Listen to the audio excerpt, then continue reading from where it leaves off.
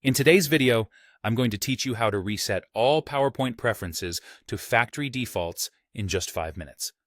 If you've been working in PowerPoint and need a fresh start, this process will help you revert all those custom settings back to their original state. To get started, launch PowerPoint on your desktop. Make sure you have it installed and running smoothly. Once you're in PowerPoint, you can either open an existing presentation or start a new one.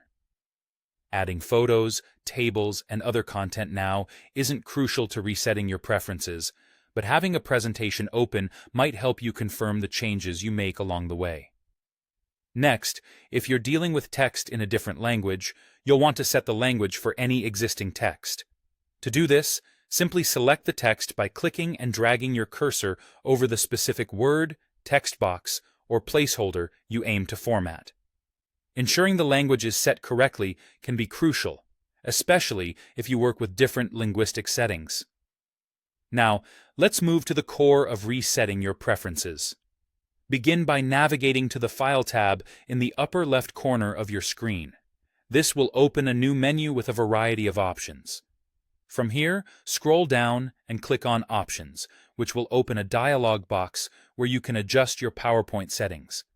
Within the Options menu, find and click on Customize Ribbon. This section allows you to modify the commands that appear on the ribbon, which might include custom settings you've added and now wish to reset. Once you're in the Customize Ribbon section, take a moment to locate the Reset button. This is typically found at the bottom of the window. Click the Reset button, and you will see an option that says Reset All Customizations.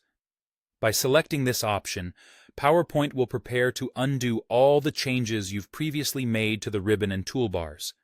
Finally, confirm your choice by clicking OK. This action confirms that you want to proceed, and as soon as you hit OK, PowerPoint will revert all ribbon customizations and other preferences back to their default settings. Please remember that once you reset these preferences, any personal customizations you've made previously will be lost, so ensure you truly want to proceed with this action. And there you have it, a quick and easy way to bring your PowerPoint back to factory defaults. This can be an effective way to troubleshoot issues or simply to refresh your working environment.